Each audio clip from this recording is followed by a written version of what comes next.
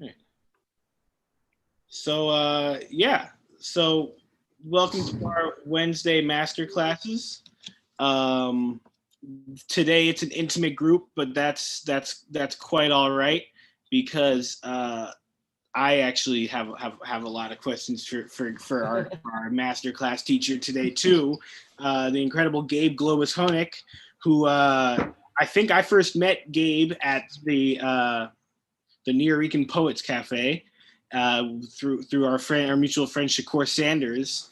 And when I first met you, I think you were just a couple of years out of Curtis, and we're still in Philly playing straight ahead jazz, which is probably not what most of your teachers what most of the teachers at Curtis envision for their students.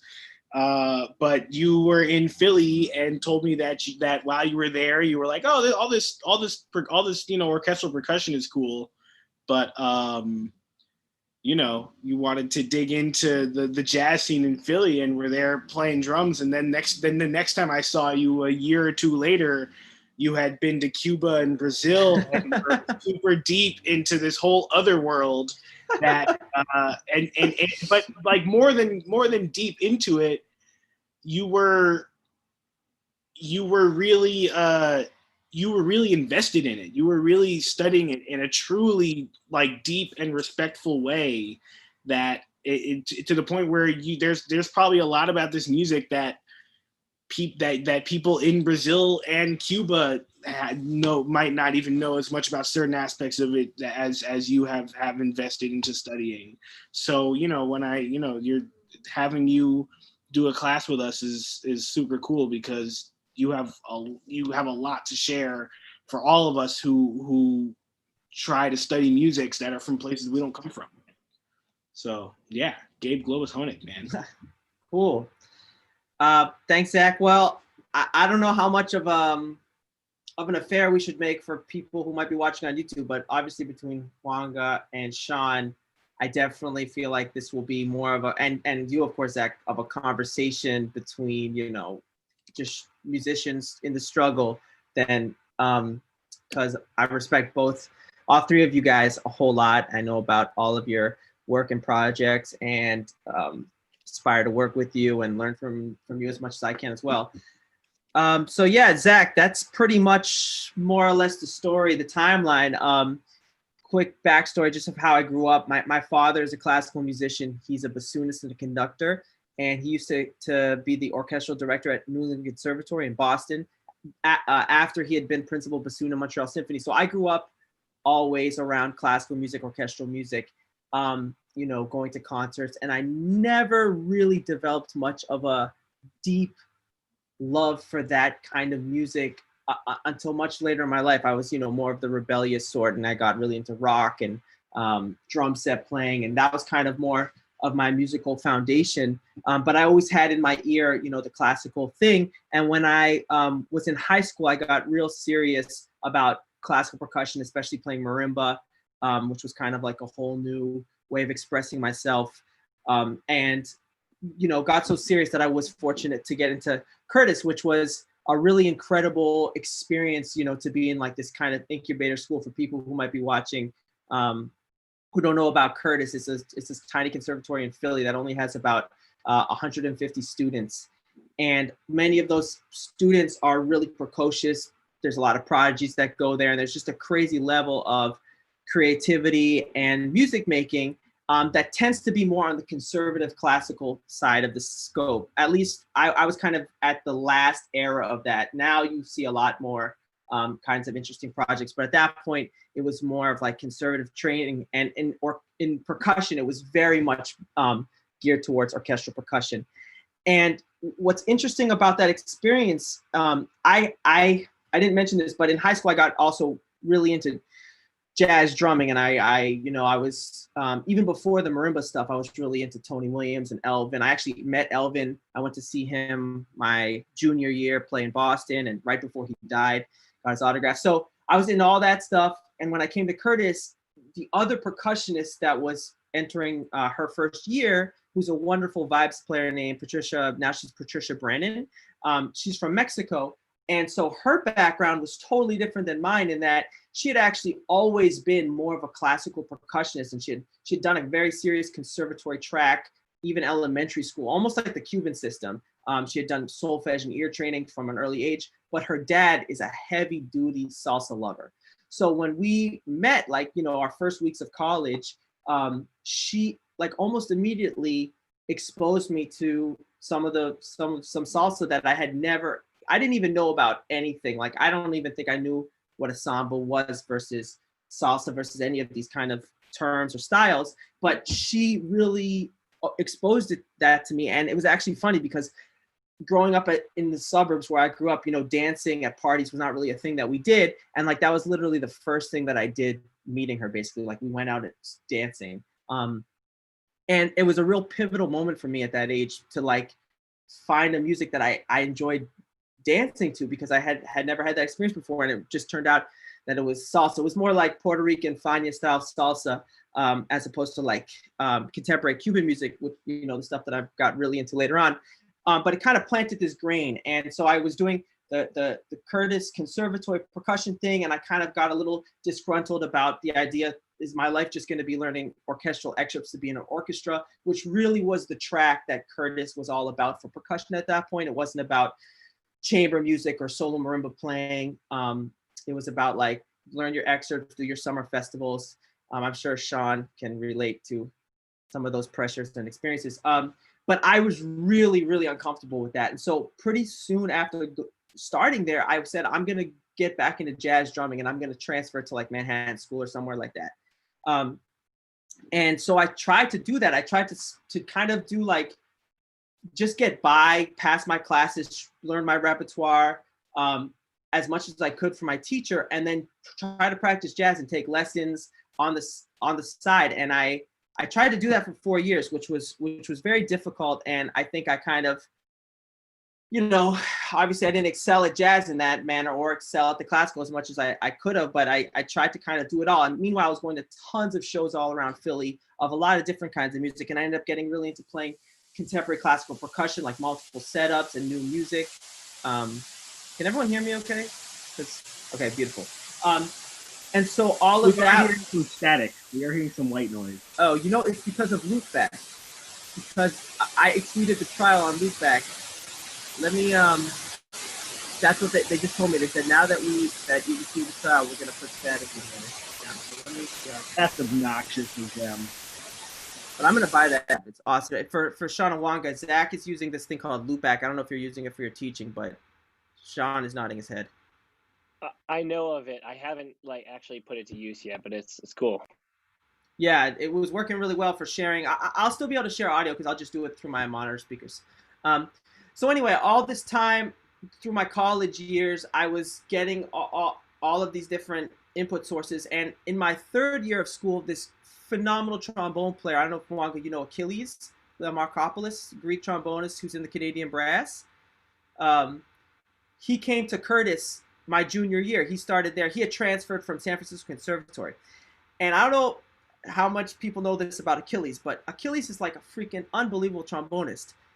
The guy has the biggest record collection you've ever seen, and most of his recordings are salsa recordings. In fact, he credits hearing Willie Colon and Ruben Blades' Siembra album as being the thing that inspired him to play the trombone. So his way of practicing, he would just spend all day listening to his records and practicing warm-ups, long tones, or whatever, and he loved to host parties at his house. So every weekend at Curtis, which had like a very weird, nerdy, strange social scene, a few of us would go to his house and like salsa dance, including Patty and, you know. In fact, we even convinced the annual Curtis holiday party, where they would always do like a swing dancing thing. I think it was either my junior or senior year, we got them to bring a salsa band instead. So we kind of had this like weird subversive salsa movement happening, and we had this underground jazz thing going on, and it was just mixing together. And for me, that was super influential because it was kind of my outlet as opposed to orchestral percussion, which, as I said, like it just never really thrilled me. I really liked to play like Bach and marimba, and I liked playing contemporary solo pieces. I played Zanakis piece, I played all this stuff, but like the role of playing percussion in orchestra was frustrating to me because I felt like we are the color, we're not the meat and potatoes. Whereas in every other style of music, the percussion and the drums are the thing that everything else is built on.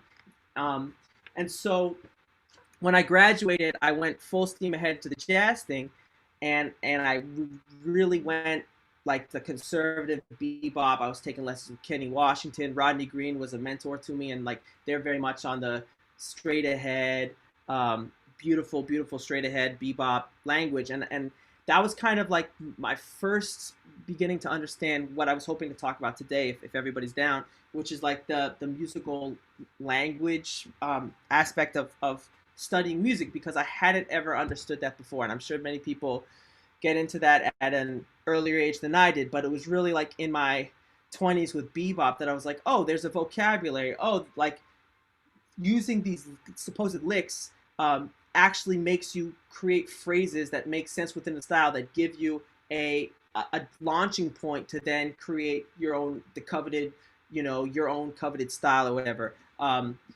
And I started to really like cop the Philly Joe licks, and he was a main one. Philly Joe, I think, is, if you want to learn jazz drumming, he's like the guy to really cop. Kind of like he's like Giovanni would be for congas, or Changuito would be for timbal. Like Philly Joe is just, you're gonna sound like maybe vanilla, but you're gonna sound like a vanilla bebop drummer. Vanilla only because you're never gonna do Philly Joe justice, obviously. So anyway, doing all that stuff, and I always wanted to move to New York. Around the time that I met Zach, I was starting to really think about doing it. I was kind of always nervous about it, and I went to New York to aspire to be the jazz drummer, and I hit the ground running. I hooked up with some friends from, and then I had this opportunity to go do a tour in Peru. And in Peru, I was there like playing with a group and teaching, and I was kind of, oh, it says my internet connection is unstable, so I'm sorry if it gets a little bit clunky. But this is like the most important part of the story, which is that when I was in Peru, I was teaching about jazz, and I was showing my bebop and all this stuff. And the percussionists there, who were so awesome, they invited me to come to their school like Latin jazz big band concert. And I was like, cool, let me check these students out. I guess I had like a little bit of an ego, and I go to see their student Latin big band concert, and I'm just floored because it was my first time up close seeing like a rhythm section where there were three percussionists playing together. That wasn't an orchestral situation. And the level that these guys were playing, the tightness they were playing with, and then the response of the audience to how they were playing, it just like all the stuff about jazz drums that excited me just like went out the window, because this was a kind of a style that just went so beyond like what people were able to communicate and feel, and I was there seeing like, oh my gosh, this is percussion being the foundation for music making in a way that's really advanced musically and really exciting to me musically, but also like populist. Like people are getting down to this, and like I don't even know what these rhythms are. And one of those Peruvian percussionists said, oh, you live in New York? You should go see Pedrito. And I was like, who? And they told me that because Jair, who plays with Pedrito, is Peruvian. So he's like legend status in Peru. And so when I got back from Peru, I went to Guantanamera, where Pedrito used to play. And the first night that I went, he wasn't even playing. This amazing percussionist named Reinardo, who's a great conga player, singer, was subbing for him, but it was the rest of Pedrito's band. And it was mind-blowing because at the end of the night, they did a jam session that they often would do, like all the people who would come would sit in. And Alex Brown, the great jazz pianist, plays Paquito, was there jamming, and Marc Quiñones was there. And so Mark sat on congas, Jair sat in on congas, and it was like one after another. And I was like, oh, I thought the conga just went chuka baka chuka beam beam chuka baka chuka beam beam, and they're going ching ba chipa beam ba chika dinka diba dinka, like melody, syncopation, all this stuff that's just like, and every note you're playing is hitting you in your freaking soul. And I texted a friend, and I said, hey, I'm at Guantanamera, this is amazing. And she said, oh, cool, yeah, timba is awesome. And I was like, timba? What's tim? Or probably I said, what is timba? What is timba? And I went home and I Googled timba, and for those who might not know, timba is contemporary Cuban salsa music that is kind of like, the word salsa, is a wide word that has a lot of different connotations, but you know, what most people consider salsa, like the great New York, and Puerto Rican groups, and then Colombian salsa, are kind of all offshoots of Cuban music that's more or less from like the 40s and the 50s and maybe a little bit of the 60s. And the early pioneers like Johnny Pacheco and Charlie and Eddie Palmieri were really influenced by like charanga groups and popular Cuban bands from the 40s and 50s. And that kind of offshoot shot into what became known as salsa, and like the style that Celia Cruz and El Gran Combo, and there's so much diversity in that world. But it's kind of like I see it as a branch that goes off, you know, after the Cuban Revolution, when there's less communication. There's like that branch of New York and Puerto Rican salsa, and then there's what continued to evolve in Cuba. And what continued to evolve in Cuba is now, you know, called timba. A lot of people call it timba, or you call salsa cubano, Cuban salsa. And I dived deep into that. Like, I got hit by that bug. Like, when I said that orchestral music never really hit me, like, I realized that nothing had hit me that deep. Like, even Miles Davis' Four and More album, like, which was like my favorite jazz album, like the way that timba hit me, it was just like, I didn't want to play anything else. I lost friendships because of this. I was like, all I wanted to do was talk about timba. All I wanted to do was timba. So I just went overboard. And meanwhile, parallel to that, I took this musical research trip to Brazil, which was, it was the same year. All this happened in the same year. And in Brazil, I met the woman who is now my wife, which kind of like ended up connecting me, anchoring me to Brazil. I learned Portuguese, and I learned a lot about northeastern Brazilian music, especially music from Bahia, which is in the northeast of Brazil, because the city we went to is called Salvador, and it's really like the New Orleans of, or the Havana even, of Brazil.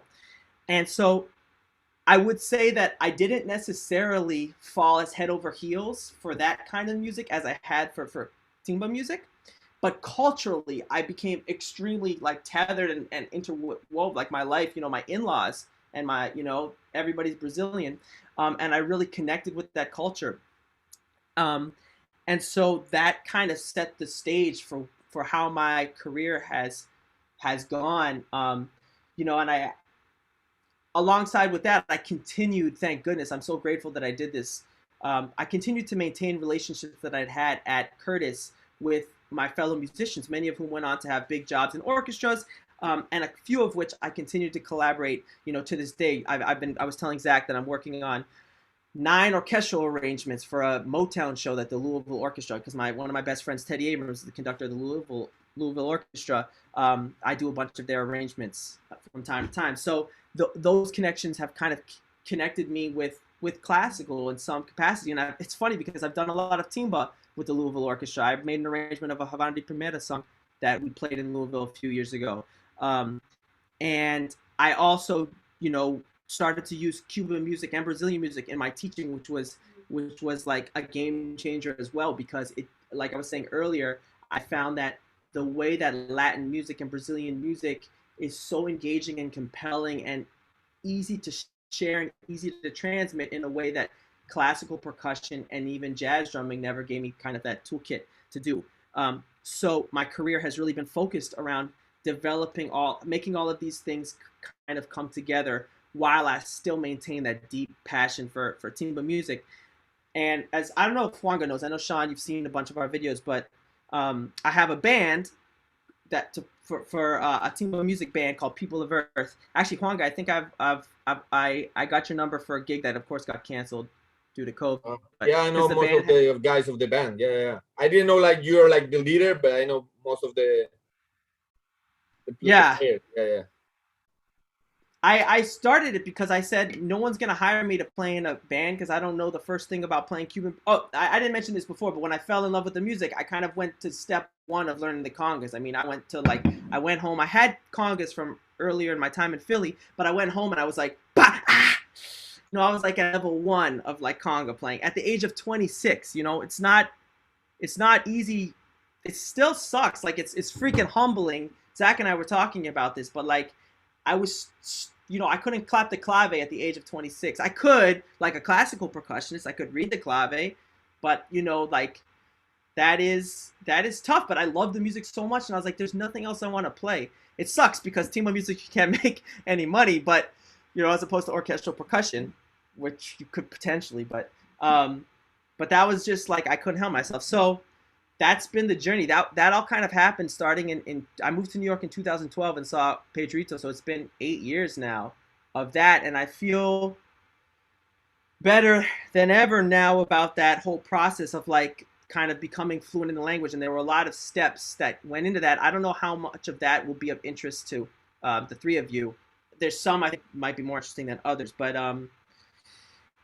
do you guys have any questions, things you want me to elaborate on, or what you're particularly, where you are in this, if there's like, if you can relate to this story in any way, whether it was like learning style, I don't know. Anyone? Bueller? Yeah. Sean, hey, Gabe, go ahead. It's really interesting to hear. It's actually kind of comforting to hear that you started. It's comforting to hear that you had your first conga drum hit at 26. It means maybe there's hope to get as good as you in this lifetime. But similarly, I'm a classical percussionist, but I love, Cuban percussion, and it's always like a struggle for me of like how much I would like to dive into it.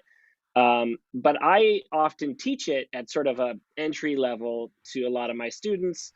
As you know, we had you as a guest at Hofstra for a couple sessions, but I always find it really tough because my entryway into it was so backwards from like, someone who would really know that music, that it's like, I felt like I was so much more technically proficient before I was musically proficient, because I knew how to get technically good at something as a classical musician. It was like, that's how I would attack it, because everything I would do professionally, I'd want to do justice to that moment where I had to play those things, but it wasn't necessarily legit, salsa or timba or anything like that. So I started with like sounding good.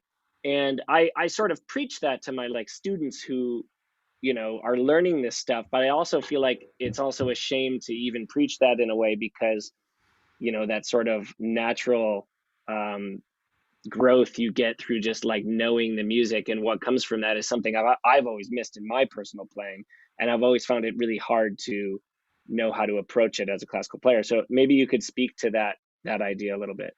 Yeah, I can really resonate with that, because something I was thinking about while I was kind of thinking about this class was the idea of like there's a practicality, especially when you're dealing with college students to some extent, and for sure when you're dealing with professional working musicians, there's a practicality to being able to like go deep in something when you have so many responsibilities in front of you, and that's really, really frustrating. And I don't, COVID, one of the only positive things, we lost all our gigs when Bob, all this stuff, but the time that it gave me, and I'm sure you guys have had time to do personal projects too, to really just go full steam ahead into a project that I've wanted to do. Because even though I was practicing, and studying timba, and I went to Cuba and all these things, I still, was teaching all day long and doing other gigs, and I always just felt frustrated about that. So having the space right now in the schedule to go full steam ahead has been really one of the saving graces for me about this period. I will say that, like,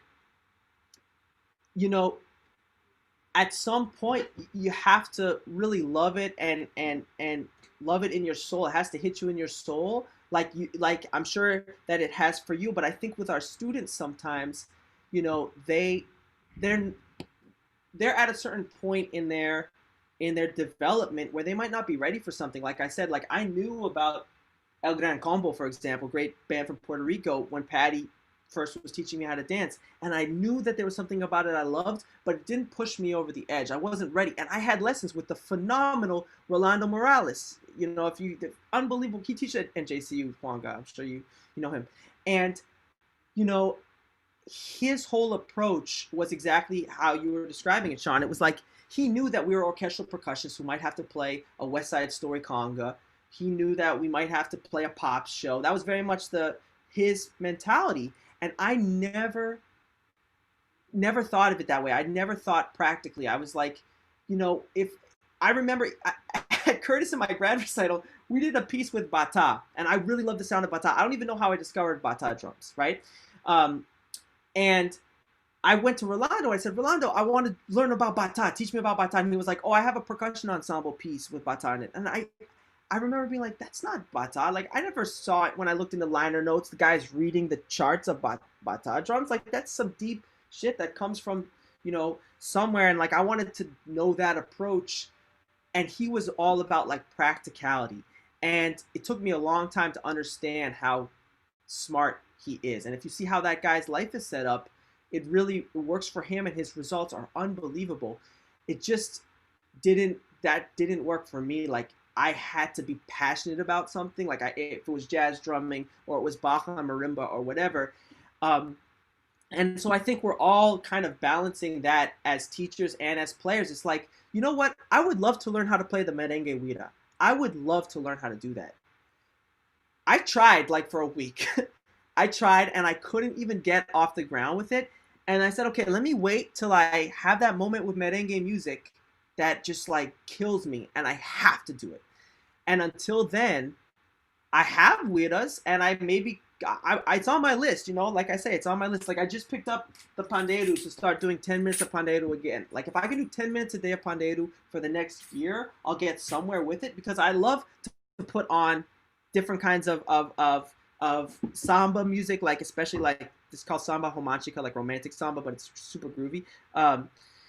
And just like vibe out with that. I actually love that. I feel that. And so that's kind of propelling me there. But I have just a ton of instruments here that are like on my list of stuff to learn. And I have to wait till I really like need to do it. And I think with our students, sometimes they have no idea like what their thing is. Some people have their thing really young. Some of us like me, I didn't get my real thing until I was 26. And I remember that feeling like when I was in my early 20s in Philly and all my friends, like my friend had won the job, you know, in Prince of Bassoon. Sean, you know Harrison? Yeah, he won that job, Principal Bassoon of the New York City Ballet, before we graduated from school, you know? Teddy is going and taking over Detroit Symphony assistant, and then he gets Louisville, and like my buddy Stanford started this nonprofit organization teaching in Philly, and I was like, what is my thing? What is my thing? What is my thing? And at 26, I got run over by my thing, and that has been, there was no way I could stop it. There was nothing else I could do with my life. And I think our students, some of them aren't ever even gonna find that in music, that thing that does that. And then some, I remember you had a student who was learning some crazy, like, I don't know if it was Murdungum or Kanjira. There's some specialist at Hofstra, right? Yeah, it's an Indian drum, and there's a Sikh music course at Hofstra. Yeah, he's in. And I think like those, you know, he might find that that's really his thing. I was kind of thinking like sometimes we get, especially in academia, we get pressured in certain directions. Like for some reason, like Northeastern Indian classical music is like an acceptable form of world music. You know, like that's a real acceptable track. That's like almost cliche. If you're a jazz drummer, if you're a contemporary classical percussionist, you're gonna dabble to some extent in Northeast. And I always think that that's funny how there's like kind of these like cliche tracks. And one of the things that I really liked about specifically Timba is it was like undiscovered and unknown. Like nobody knows about it. You talk about Cuban music, people talk about Buena Vista Social Club. Obviously, they talk about salsa music, and then they might, if they're into like actual Cuban music, they're going to talk about folkloric music. They're going to play bata, they're going to play rumba. But timba, man, that was something really great about, because I was like, oh my god, I found something that's like hip, that's undiscovered, that's so potent. There's so much possibility with it. Like it's got all these elements that could make it really work for something like creating a group or developing my skills as a percussionist. But it was definitely not, it's the same way with Brazilian music. Like I don't know anything about Brazil samba from Rio. I don't know anything. What I know about from Brazil is music from Bahia, religious music from very surface level, and not deep, but like the religious percussion, candomblé percussion, and like roots samba music from the Northeast part of Brazil. And like that, I also feel like is less known about and less cliche. And I think that our students, it's good for them to explore a lot of things, but it's kind of all about where does the passion really hit them. So that was a really long way to answer that question, but I think it's a great point. And I definitely don't think you're too late. I think that, like, you know, if we can be consistent, if we can do our 10 minutes of pandeiro or our 10 minutes of conga sounds a day, we can get there. And I think that one of the most guiding light pieces for me, maybe you can relate to this, is like the music itself has to, it's like as percussionists, I don't know if this is the case with trombone players, Juanca, but like as percussionists, we easily get lost in things outside of like the actual music. Like what's the artist that you listen to that really inspires you? You know, like we just get into like drumming, and I feel like that happens a lot in academia. I'm not exactly sure what the reason is, but like I don't feel like it's rooted in like I heard an album or I saw an artist do something that really moved me, you know? Like I feel like we're like, okay, we got to do our exercises. This is cool, this is neat, but it's not like Tony Williams' 4 and More like moved my soul, and I had to dig it, and that always propelled me. And like it wasn't just about Tony, it was about the whole band, how they played together. And so I always try to look for like that musical source that's not even necessarily about percussion. This was another thing about the timba thing, is that I didn't necessarily care what instrument I played. My beginning was on the guiro. So I would take the guiro and I would go to Guantanamera and I would go play with them. Every night I would go. I remember I had a gig in Philly that paid like, I don't know, $250. It was playing with a phenomenal classical flute player. And I remember I was freaking out at the end of her gig, her concert, being like, I gotta go. I gotta get back on the bus to go to New York so I can play at Guantanamera for free as the guiro player that nobody even knew my name. They just said, oh yeah, he can play with us, you know? And that was just like my world. And I didn't care what instrument I was playing. It turned out that the congas particularly drew me, and they were kind of my entry point. And then I had the opportunity to branch out to the other instruments. And now, you know, with POE, I have the most incredible colleagues in the percussion section. I mean, Victor Pablo and Queso Jimenez are like master players. So I have the third chair situation in that band, because there's always a hierarchy with Cuban percussion. Sean, you're probably aware of this, but like it's kind of like the congas are the absolutely most important rhythmic part of the whole band, because they delineate chaka chaka chaka, they delineate the whole thing, right? That being said, they're rarely going to be the percussion section leader. It's going to go, drum set would be number 1, timbal would be number 2, congas would be number 3, and bongo would be number 4, and guiro would be number 5. And of all those instruments, the one that you see in every single band, no matter what, is going to be in Cuba, is going to be a guiro player, a conga player, and somebody playing a campana of some kind, whether that's a timbale player, drummer, or bongocero, right? Campana being the handbell. Which is funny because the guiro, which is the last chair, is ubiquitous. You need to have cha cha cha cha cha cha cha if you want to have the groove, right? But that's the last chair player. But it's a super important instrument. But in my band, yeah, congas is a third chair in the sense that I'm paying everybody and I'm organizing everything. But when it comes to like musically working in a rhythm section, like they are my superiors in that sense. But now that COVID has hit, I've had a lot more time to kind of get into timbal. I mean, I played timbal in like in salsa bands, and I've subbed in POE on timbal, but I definitely don't feel like super duper comfortable to like really speak on it. So yeah, do you guys want to talk about transcribing? Is that interesting? Sean is nodding. Cool. Juanga is. I just wanted to ask. Another question. Something that you alluded to when you said that there are certain types of music that are kind of deemed acceptable as world musics to study in the academic music world. But and I always and this is something that was kind of occurring to me as you were talking, that I've wondered about myself, and that you and I kind of have a similar background and entry point into music in some form of some sort of combination of drum set and classical percussion. Mm-hmm. And like I always, you know, I grew up around a lot of Latin music, but I always was more of I was really a drum set player who then studied some classical percussion, but also always played a little bit of, you know, congas and guido, and just always played a little bit of Latin percussion in various settings, usually helping my dad teach and stuff. But I always wondered if it always occurred to me that there's a certain level of formalized complexity that you would find in like you said, northeastern Indian classical music. That seems to me as like one of the reasons why the Western academical music world would deem it worthy of study. But I always also felt that I think that there's a certain thing that probably attracts people like you and I to Cuban music that they also have, that is but there's an element of it that is so much more popularized in Cuban music, and it's this kind of powerful comment to me. Like when I first heard Timba, I kind of had a similar thing where I was just like, whoa, what the hell did I just hear?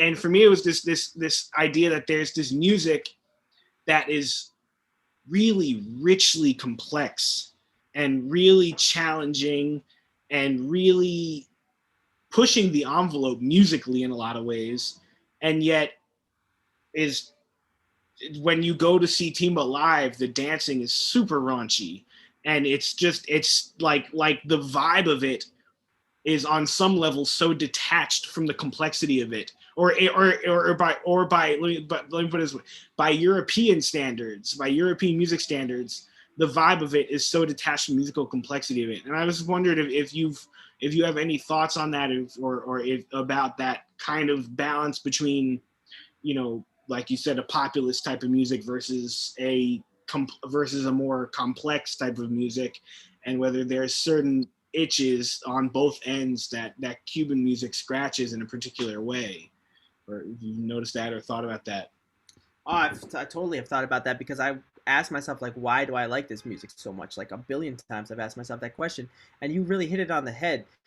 It's like when you take a culture that has a very, very deep history of polyrhythmic folkloric music and polyrhythmic dance music, and then you have massive access to like a super intense classical Russian school regiment of musical training, like you're gonna get this insane combination, of complexity and groovy roots feeling, that I think like other styles of music, in Brazil, for example, in Bahia, if you listen to samba reggae, like bands like Olodum or Ilhaie, or you listen to pagode music from Bahia, not pagode from Rio, Sao Paulo, you're gonna hear like that heavy feel, heavy flavor, heavy groove, but complexity will not touch what you find in Cuba. And I'm even thinking less of a percussion from a percussion standpoint, but just like musically speaking, like,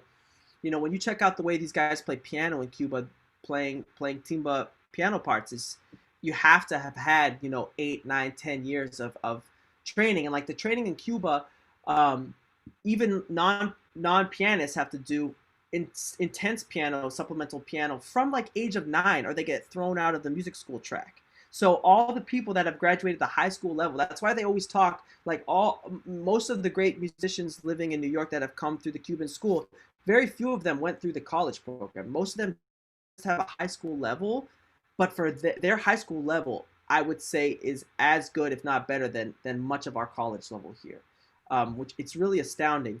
And then the people that didn't do the school training, like a lot of the percussionist from the timbal player from Reve, who then was in Charanga Manera, he's like a guy that learned in the street. That's how like Keza would say it. They learned in the street.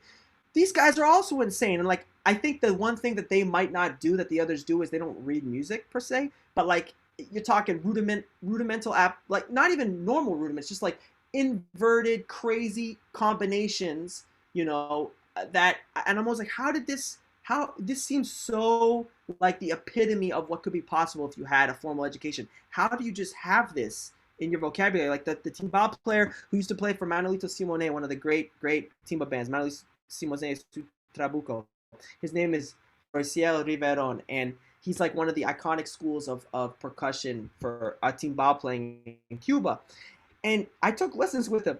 He didn't even go to school for percussion. He was a trombone player in the school. Now this guy has like, I've transcribed him. He's extremely difficult in his lessons. It was extremely difficult to do the lessons because he couldn't explain to me what he was doing. But like on an academic level, it was brilliant. And you know, if I could write it out, it would be like playing some what's that guy Brian Ferneyhough, you know, like it's some like ink on the page that you can't decipher.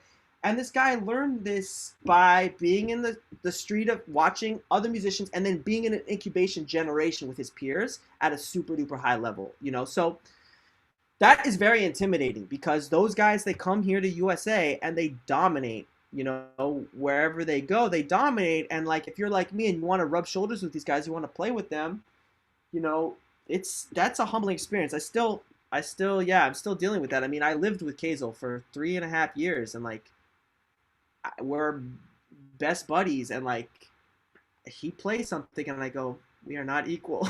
We are not equal. Like, I do have stuff that I know how to do that he can't do, but like I happen to be passionate about the thing that he is like world class at, and we're not equal. So yeah, Zach is right. That's why Timba for me was particularly potent. And it's interesting, you know, I was thinking about the Northeast Indian thing because we see, oh, Indian music. Oh yeah, tabla, carnival, ragas. What about all the popular shit? You know about these instruments that they have in India, like the dholak and these things, like crazy funky shit that is not at all in the zeitgeist of being a percussionist or a jazz musician. Like the jazz musicians, like we're all studying the ragas, and because Coltrane studied the ragas, and the tabla because Dan Weiss, but like there's a myriad of other shit. And Dan Weiss, of course, he knows about all that stuff. I'm not, you know, he knows. It's just somehow in the what's acceptable is like doesn't include that street stuff that just happens to be fucking killing, you know. We get attracted as jazz musicians and music nerds, we get attracted to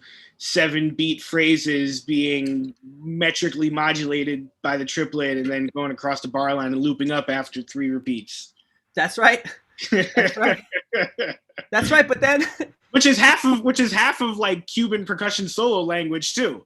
Also a good point. And I mean, yeah, there's ways to putting all of it together. Like we don't have to exclude any one world. It's just funny to me, like, you know, as all 4 of us have gone through like similar training, what's kind of shown to us and acceptable to us, deemed acceptable, and like, yeah, that was definitely something about Timba that I was like, oh, this is super street, this is super popular, and also super interesting for us musicians. So yeah, let me add something to that. Well, you know, I'm a trombone player, but I'm also, I mean, I'm a amateur percussionist. I feel like a percussionist that playing a trombone, right? Mm-hmm. So coming from Spain, for me, the case was like in Spain is something like absurd. How to say absurdo, no? Because all the Cuban music and the Latin American music is actually our jazz, our contribution, the contribution of the Spanish culture together with the African culture, right? But then in Spain, music, most of the musicians, they kind of devaluate like Latin music. You know what I mean?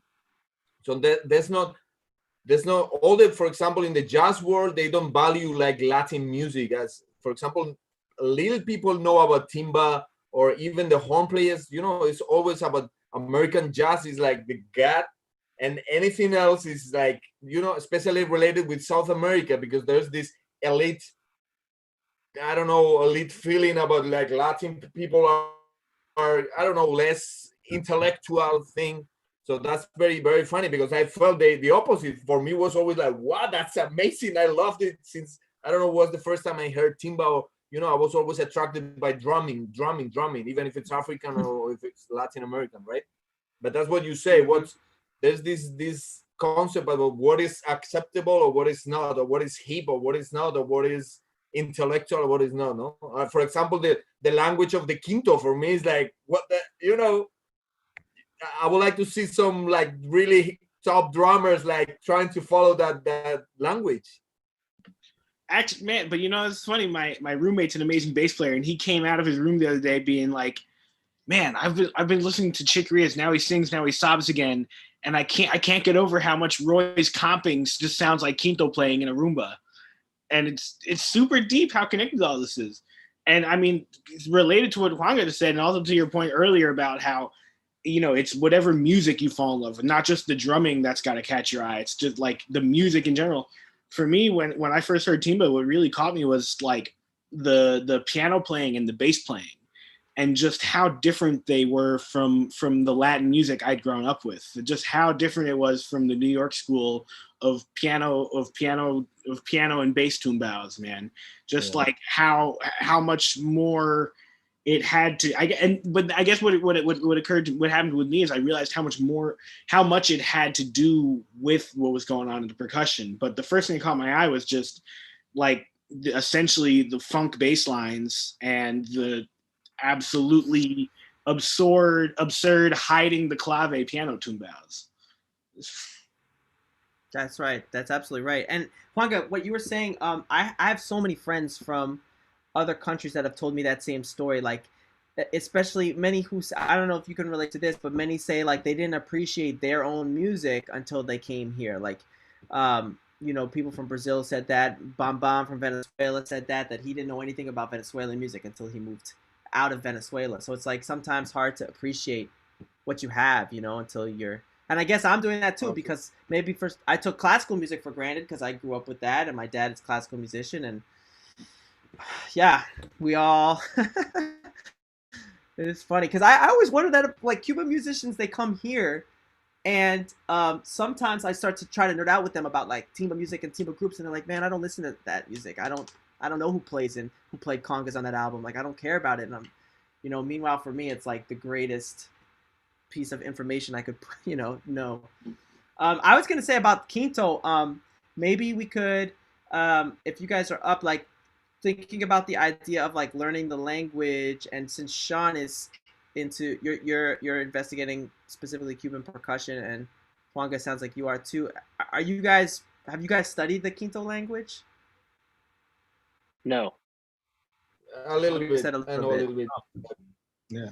Okay. Cause Zach had asked me about transcribing, and I'm sure, Juanga, since you just did a jazz degree, you've probably been doing a ton of transcribing, right? For that, I would assume. You mean with percussion?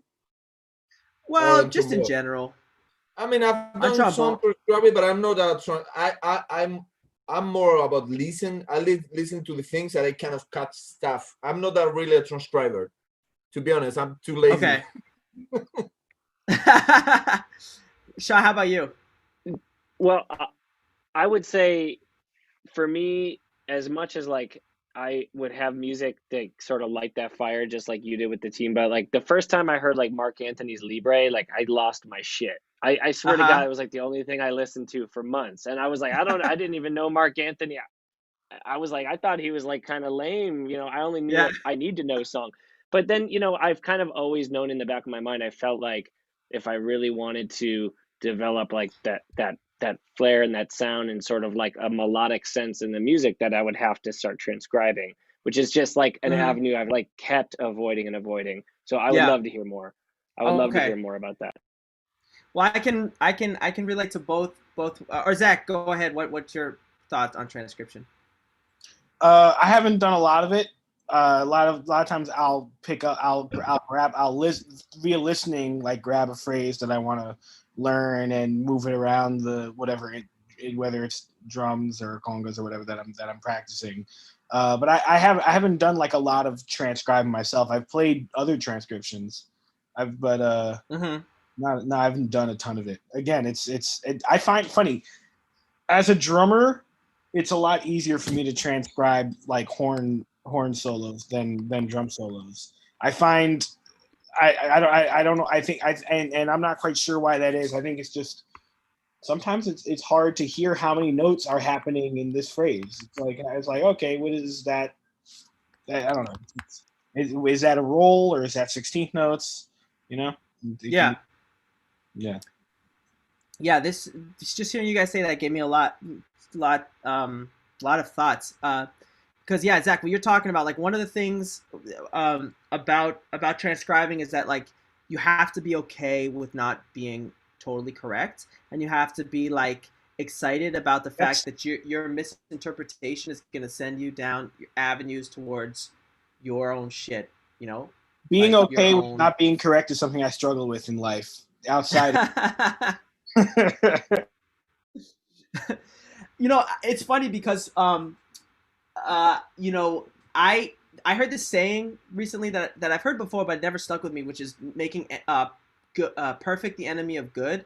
Huang, are you familiar with this phrase? I don't know if there's an equivalent in Spanish, but like you know, don't make perfect the enemy of good. Just meaning like, don't make it, you're trying so hard to make something perfect that you don't even get anything out, you know? Like sometimes like good enough is good. And I think I err too much on that side. I think there's a lot of things that I've done hastily and not with enough care. But what it's allowed me to do is make a big output. So like a lot of what if you've seen like videos I've done or transcription that I've done, it's coming from that mindset. Like I try to do this stuff fast because I don't have a lot of patience for the process. I like to see the final thing, close the book on this project, and go to the next one. So that is a blessing and a curse. I think I went back recently because I sold a couple transcriptions and I had to kind of relook at them to make sure they were accurate, and I found a lot of mistakes, and like there were phrases that I didn't, at the time I made the transcription, I didn't even know rhythmically they existed, and now that I go back and revisit, I'm like, oh, that was just this, blah blah blah. So right, I don't worry so much about it being perfect because I want to get something out for whatever reason. I'm just on more of that kind of person. But I was something else that I thought about, especially when Sean was saying like the whole process can be intimidating and daunting, like any process is, and it's definitely not the be all and end all. It's not the only way, and it's not you know, it just is what it is. It's a tool that can help you. I just think that there's a couple concepts and philosophies that I have about it that might be helpful going forward, like as percussionists. Huanga, if you're a multi-instrumentalist, you know, this can be applicable for you too, especially when it comes to unlocking the key phrases of a language. So this is something that I only started thinking about with Tiempo Music. Again, I had thought about it a little bit with the jazz stuff, but like understanding the Cuban clave is there's so much misinformation. There's so much, in my opinion, there's so much of a confused approach to understanding how it works and understanding why it's important and understanding the logic behind it. And there is definitely a specific rhythmic language that has to do with the clave that, if you understand it, just opens the fucking doors for understanding that kind of music in whatever form, whether it's folkloric music or popular styles. And I think that transcription, whether you do it written down or you do it by ear or you do it playing, is definitely the way to uncover that secret. In my experience with that pursuit, like I definitely did it all three ways. It started off by, I couldn't understand why Pedrito's band always knew how to come in and come out of breaks together. Like no matter what the break they played was, I was like, why do they just stop and then start and no? And then I realized it all had to do with the logic of the clave. And I realized that things close and get set up so that on the three side, so that they can hit on the first beat of the two side. And that comes from playing rumba music. Kumba king, kumba king, kumba beam. That note that the middle conga player is playing is the real beat one of feeling of rumba. It's the one of the two side. However, Cuban music starts on the three side of the clave. So you'll never hear a rumba start. You will never, if you find a recording where they start a rumba on the two side of the clave, then I won't even believe you. Cuban music starts.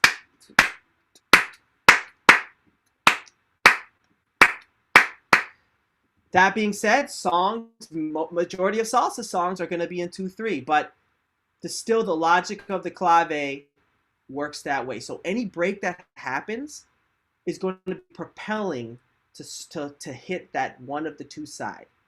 And the big phrase that taught me this was this. I'm going to be thinking in 2/3, a 2/3 song.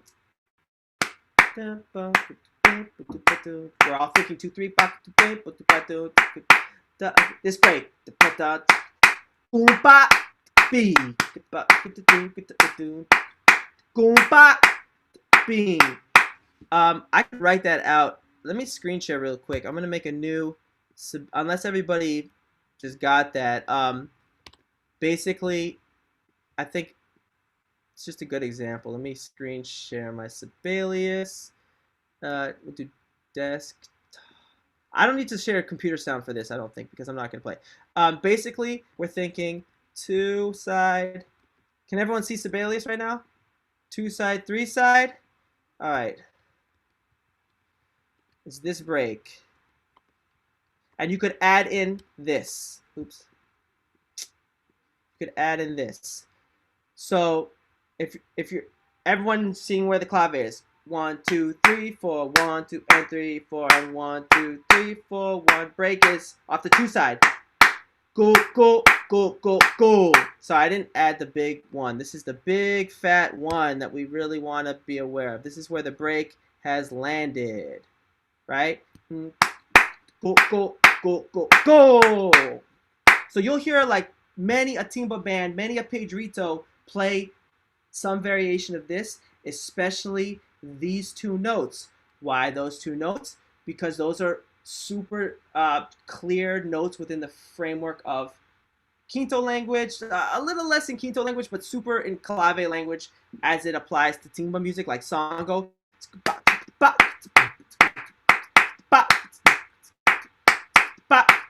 That's why there's that note on the end of 4. The end of 3, I'm sorry, the end of 1 on the 2 side is quinto. Bing, bing, bing, bing, bing. Okay, and 3, 4, 1 is coming out of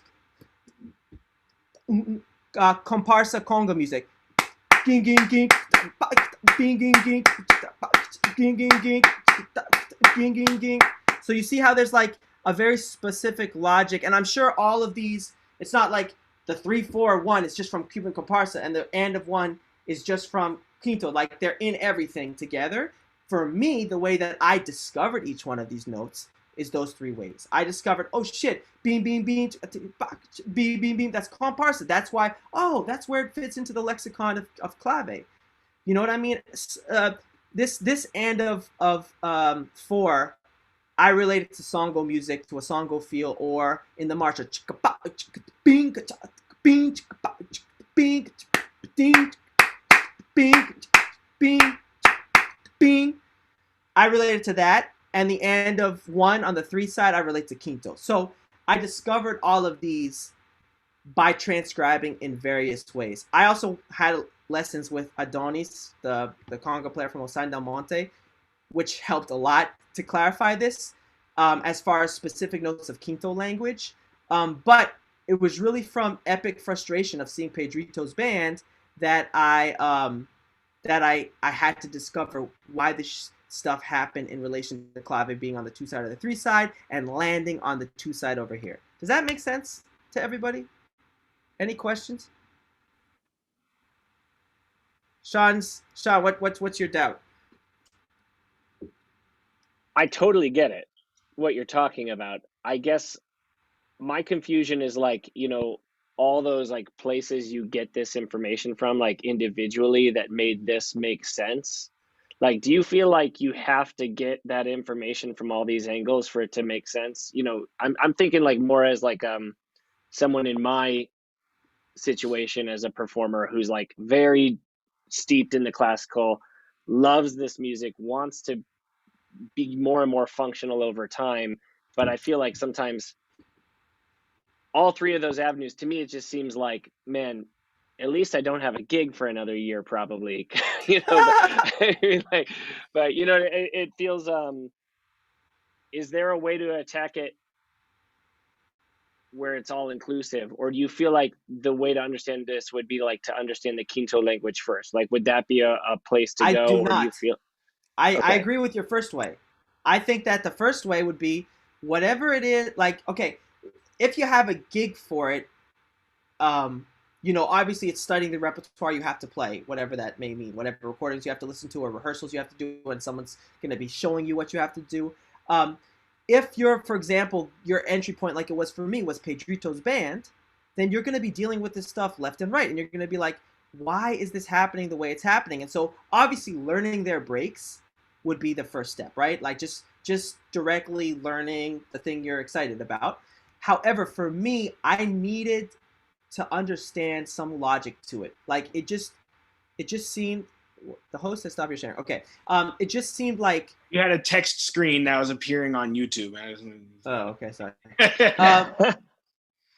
Like it just I knew it couldn't be random. Like there had to be a logic to it. Now, there is a percussionist who is phenomenal, and all of us probably know them. And I'm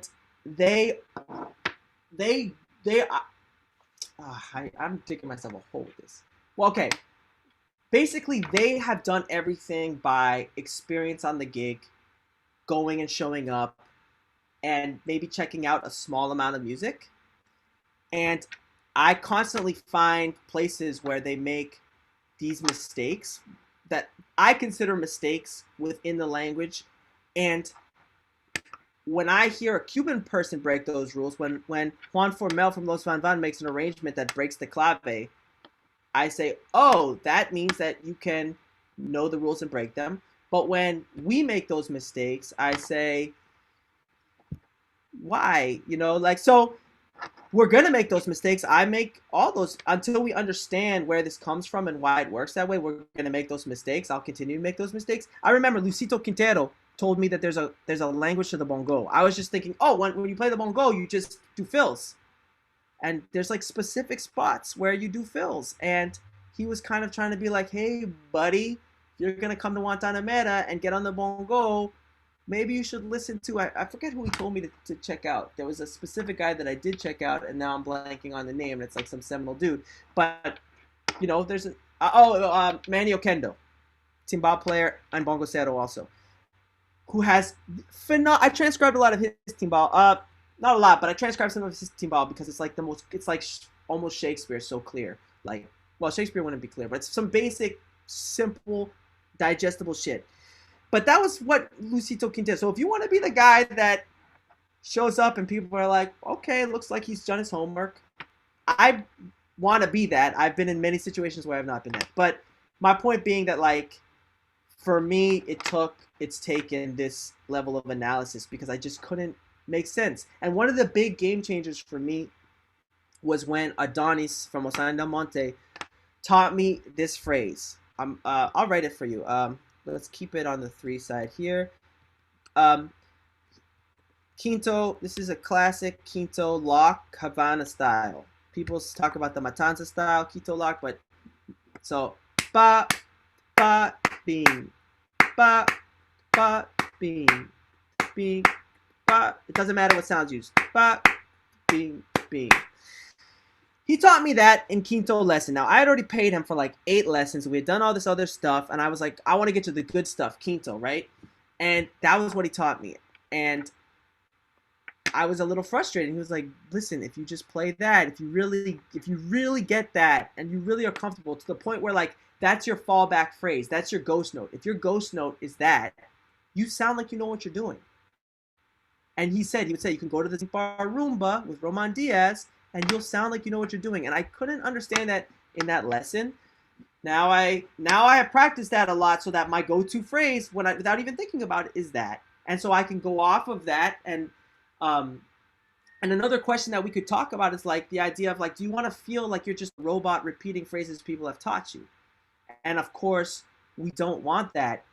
But there's so much space within that pattern, like, and I don't mean space rhythmically in that phrase. I just mean like in the concept of that phrase, like in that being your fallback. There's a lot of space for you to explore outer space and come back to that in a way that people will be like, oh yeah, okay, well, oh, okay, you know, like they're understanding what you're saying, and that's what it's all about. Like when we're talking about learning the language.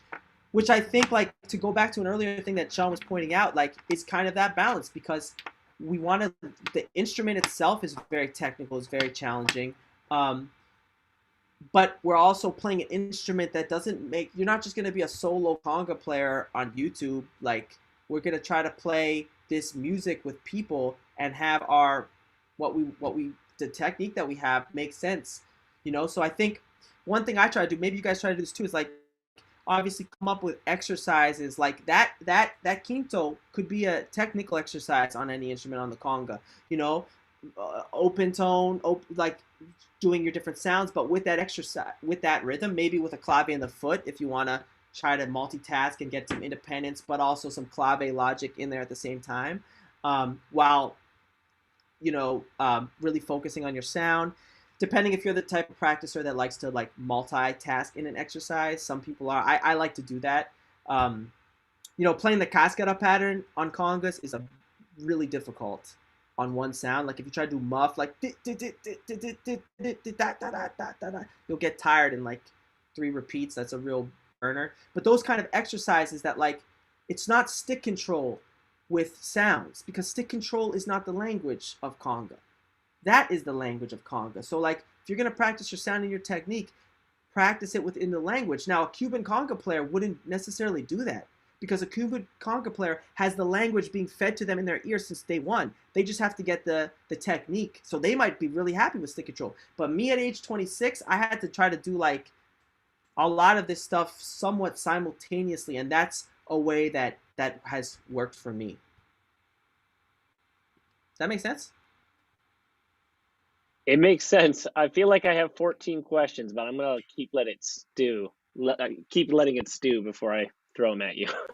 Okay, well, but definitely throw them at me, because I wanna talk about, like, I could ramble about the shit that, you know, but I want to talk about what you're thinking. So I was thinking regarding transcribing that.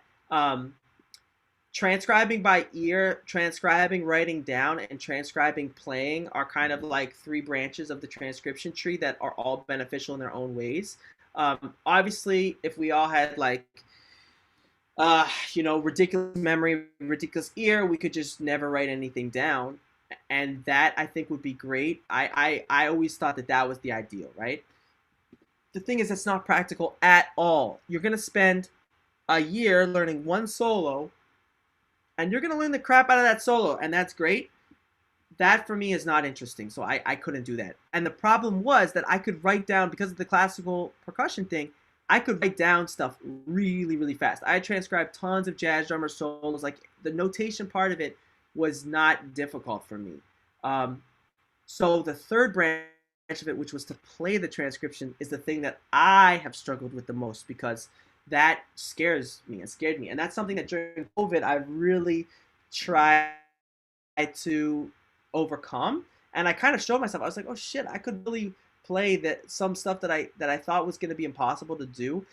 And for me, having the notation ended up helping a lot in that process. So, you know, even on solos that I would try to memorize, and I did memorize, the notation, it's a shortcut. And something that really validated that was, do you guys know the great percussionist Marcos Lopez? Have you checked out his stuff online or played with him? Yeah. Phenomenal. Like, he's like the best of our generation, all around percussionist, and certainly timbal players. Just unbelievable and really unique sound style. And he's like a prodigy. And I was talking to him summer 2019, and he told me that he couldn't internalize phrases unless he wrote them down. And I could not believe it. And it was like the clouds parted for me, because I was like, oh my God, I'm not just a classical percussionist who has no ears and no feel, like, who can't learn, you know. I was like, this is like validating that, like, this is just a mental thing that for some people might work. Now, I don't know how true that is, if he feels that way, but it's not the case or whatever. But I have found that for me, writing it down and playing it has turned out to be helpful, especially more recently. It's been helpful, the writing down thing, because then you can share with other people, and I've sold transcriptions, and that's a whole other thing. But I've really enjoyed that. And something that Kazel told me about transcribing that was really helpful is, he said that, especially when you're dealing with video performances, which is the real great thing about the time we live in, is that you should watch them without listening, and you should listen without watching them. And that's really something that's been interesting to do, you know, to see. You just get a lot of information when your ear is not engaged, and you get a lot of information when your eyes are not engaged. And then when you put it together, it's like, you know, a lot of stuff is possible. So yeah, I have some shortcuts if transcribing, like I was going to show my tech set up and how I have a fast workflow, but I'm not really sure that's where we're going. So, Sean, do you want to ask me one of those 14 questions? Well, I mean, I am actually curious. I mean, as like a novice with the transcription side of it, because, you know, like I played a couple of year transcriptions, and part of me felt again, like a little bit like I was an imposter. I'm like, wow, I actually didn't know that lick was that's useful for my classical brain. Because in my brain, I'm like, oh, it's like the quarter note triplet, like an eighth note off, you know, like that's really useful. But then that was the lick that I said that I didn't understand until recently. And I've been trying to like insert it to where it feels like I understand it, which is like a different thing for me. But is that valuable to be like playing? I mean, I think going to that point where you transcribe it, you play it, and you understand it is like a whole nother thing for me. So I always feel like the music just flies right the hell by. How do you get I mean, I know people have techniques where they slow stuff down. Do you use stuff like that, or do you just start, stop, start, stop? I do both. Man, I'm so glad you said that, because I think about the same way, and that's why the Marcos Lopez thing was so helpful, because he was telling me that he thought about it the same way that we're thinking about it as like classical percussionists. You know, to understand it on that level is really helpful. But yeah, to answer your question, I use a combination of all those things. Do you guys use Sibelius or Finale? I use Finale, but I've used Sibelius. I use Sibelius. And Sean, what about you? Man, I literally write everything down. I don't even have like an online thing I use. I swear to God. Yeah, like every exercise I give to a student, I write it, I PDF it, and I send it. Wow. And then I have it because it's like I'll like scan it, right? So it's not just all like here, but drums. Yeah, I write down. And anything drum or percussion related, I also write down by hand, because I find doing it writing that many, like when you have to do the hi-hat layer and then the snare and layer and the bass layer, it's just easier to write it down. It's just easier to interface with a pencil and paper. But similarly, like I feel like I want to get proficient on that, because, you know, similar instance, like during this pandemic, like, okay, I'm learning to use Logic now because, well, one should, I suppose, unless you want to be left behind in a decade, you know what I mean? Like completely. So like another thing to the list. Yeah. I feel you, man. I learned DaVinci Resolve in COVID. This film, I didn't learn it. I just started to use it. But like, yeah, I think you're on the right track. That like we have to just keep up to some extent. I highly recommend getting proficient with Sibelius or Finale, because I feel satisfaction when I look through my library. And this happened. I took a lesson with this drummer Taishan Sori like in 2007.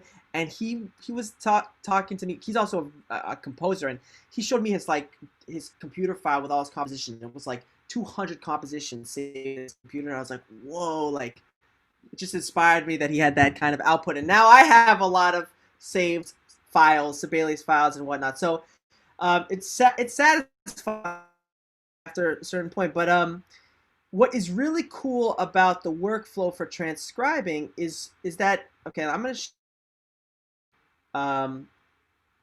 And just because I want to, maybe I should just do, okay, I'll share Sibelius Untitled. What I really enjoy about this is when we're dealing with clave and 4-bar phrases, is just the organization of it makes it so easy. So, for example, in Sibelius, I can do auto breaks every 4-bar phrase. So I automatically know where I am in the clave. So I would never write 2-3 on each bar. I would just write at the beginning, 2-3 clave, and then I know that I'm oriented like bar 1 and bar 3 of each line tells me where I am with the clave. So like specific to a format like clave that's 2 bars, and I can fit obviously 2 phrases to a line. It's just super helpful for organizing everything. Like your brain, it helps you orient yourself in the clave better in general. So that's just one thing right off the bat as far as workflow. So like I'll always just pump out a ton of bars so that once I start transcribing, I can just go. And then my next thing, let me do there's 2 ways to do the next part depending on if you're doing video or if you're doing just audio. if you're on Mac and you press Shift Command 5, you can record your screen. Not just take a screenshot. Yeah.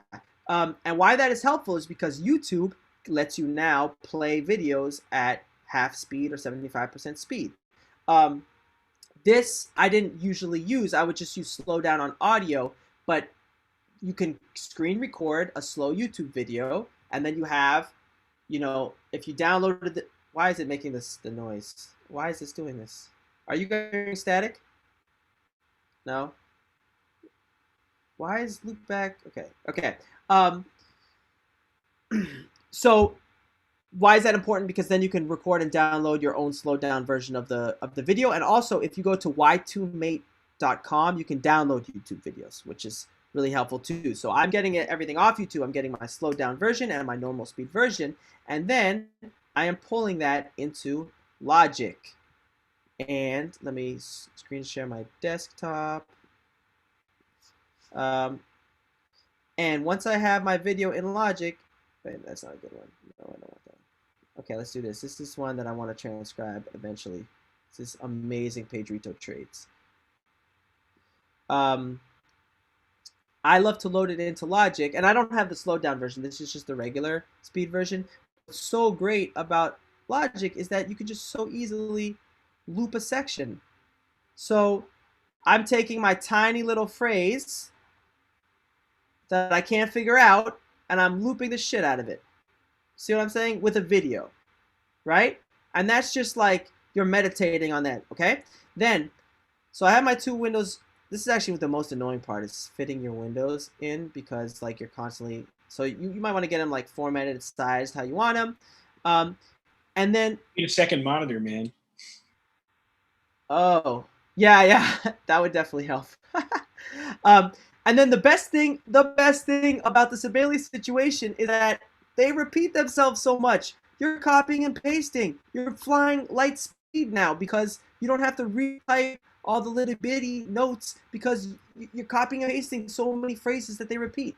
You know what I'm saying? Like, and so when you start to get into that, that's how you can do these relatively quickly until you get stuck on some like phrase where they didn't fit exactly how many notes rhythmically they should, and then you got to spend an hour trying to figure out what the hell they just did. But generally speaking, especially with Cuban music, especially if you deal with somebody a little like a Manny Oquendo, you could do a Manny Oquendo this way in 5 minutes because he's gonna play the end of one every other measure, so you're copying and pasting that. Also, like, you want to learn all the shortcuts you can, the number system on Sibelius for note value lengths, and then also like your note heads, if you want to do a slap, if you want to do a bass, in my notation system, that is. And there's a lot of other hotkeys that you can get into. But that's basically my transcription workflow.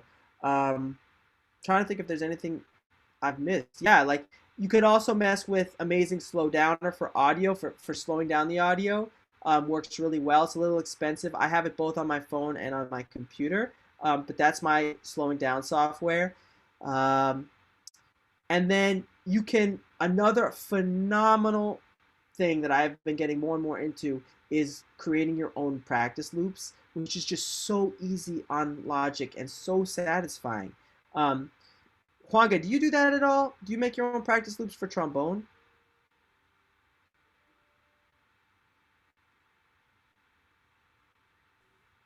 Not really. I mean, I practice a lot. I have like I use I use like those, or sometimes like I have Aversols. I mean, but I used to have this because I'm not, to be honest, I'm not playing conga much lately because I'm busy with other stuff. But I used to have like the clave metronome, so I was trying to practice with the clave, with the metronome, with the clave. Okay. Yeah, I just asked because I used to read in drum books, like a lot of times they would say, oh, you can sequence a metronome or make, and I never really knew what that meant and I never tried it. And now I've been sequencing my own tracks and it's been great. So in Logic, you can save a template. So what I'll do is I've saved a template that has like my sounds that I want to use generally for these loops. It has my jam block sample. It has my Guiro sample. Let me see if you guys can hear this now. this is what my loop starts as always. Can you guys hear that? Right? So that's always going to be my bass line. And then I'm at 202. By the way, I think about everything in 4/4. In, you know, as opposed to a lot of the it's not like I think in not 4/4. In half notes and quarters and eighths, as opposed to in quarters, eighths, and sixteenths, if that makes sense. So, you know, what I will do is I will slow down. This is my secret. I haven't shown anyone this yet. I'm going to teach Kazel tonight, but if you want to make a sick loop, my keyboard turned off. If you want to make a sick loop in Cuban music, the Cuban Funguero comes with Logic, so that's free. Now, this neo-percussion is an instrument that I bought, a virtual instrument, but you could use like any clave, any drum machine for your clave. Okay. So I have slowed down the tempo. You guys are hearing that, right? Let's say G minor.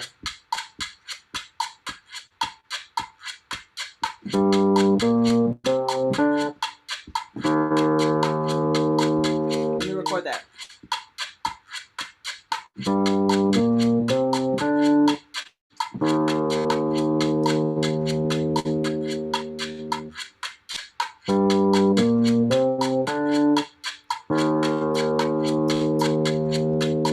Copy this to my bass track, which this is just in my template, it's all automatically my bass track. I'm going to turn off the upper voice because I want just the lower. We're already getting there. We're already getting to something. And I didn't compose this before. I'm just making this up right now. And let me do a I know this is a piano. So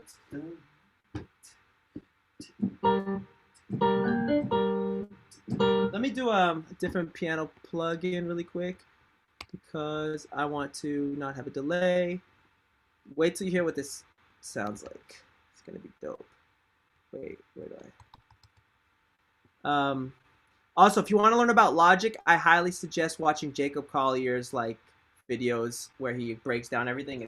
I learned so much from him. So, man, there's a little bit of a recording delay. Let me go to low latency mode, see if I can stop that. That's better. Okay.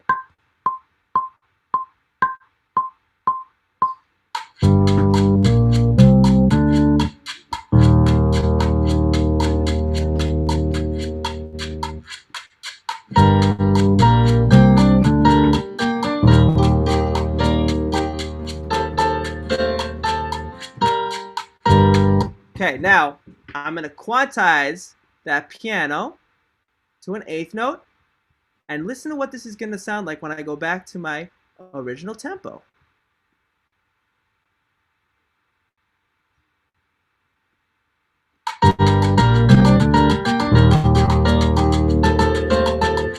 And now I'm practicing for an hour.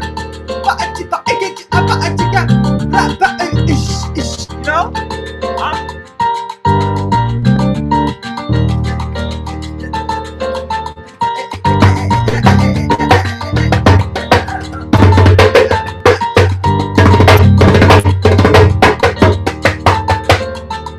Right? For an hour, I'm doing that. And then I'm putting it on YouTube and trying to, you know, it's so easy. It's so easy. I play G minor, E flat major, and F major.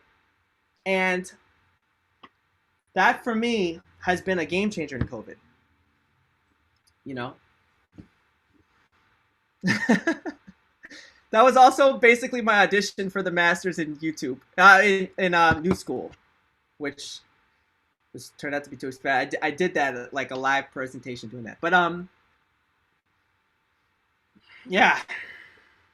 Any thoughts? We're kind of that's killing me.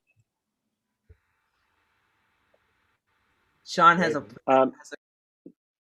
well, I was wondering, like, and also, like, where do you get your sort of knowledge of, like, the Montuno kind of stuff like that? Is there any source you have where that, or do you transcribe that too? Yeah, I did transcribe that as well. One thing that was really helpful, if you can use Hofstra's money to pay for this, because there's a lot of them that are expensive, is this series of books specifically about Cuban music, especially timba, but also they talk a lot about, there's a huge series, and there's some drum ones. I have every single one of the books by this guy, every single one, and there's phenomenal YouTube stuff that he put out. Like timba.com is a website that used to be more active than it is now. And this guy, Kevin Moore, was very active on that. And there's actually some online timba encyclopedias with tons of great information right there on timba.com. But I think these books are phenomenal, and I'll tell you why. There's great examples like to play through. And again, you can slow down on Logic and just play these in at half tempo and then speed it up. But there's also great anecdotal information. And he has the best discographies, man. Suggested listening. If you're interested in timba, this is like a gold mine. This is everything. And then in a lot of the books, he even writes out he has like lists of keys. Of chord progressions. It's not in this one. It's in one of the others. It's just like 4 pages that lists the main montunos of each song of like the canon, the timba canon. You know, here's all the songs that go, you know, minor 1 to major 6 to major 7 to 1. Here's all the ones that, you know, whatever the case may be. So I have all those books. I haven't played through every example, but like the anecdotal information alone, you know, took me far. The discographies take me far. And it's not harmonically, it's not the deepest world, you know, montuno speaking. It's rhythmically and technically crazy. So, well, guys, it's 6:30. This was really, really fun. Zach, thank you so much I'm so glad to do this with friends. You know, I felt like. Thank you, Gabe. This was dope, man. I really appreciate you doing this. Yeah, incredible information, great process, and also just cool to like hear more about you, man. I've known you for a long time, and I've learned all sorts of cool stuff about you. Man. Well, yeah, it's a pleasure. And if any of you guys want any transcriptions, you know, of any of the stuff I posted, like I'm not gonna charge or anything. Just let me know. I'll send you whatever Zach knows. Anything you need. Yeah. So. Well, that's good to know. I just Discount need some code. time. Need some time. You need some time. Oh, you got a lot of gigs right now? No, not gigs, but you know, no, not really. I mean, I've done some stuff lately. I did the gig 2 days ago, so things are a little bit coming back. Yeah. I haven't had anything since March 10th. We had a POE gig March 10th, and like 4 people in the band got COVID from that. Wow. Yeah, including me. Wow.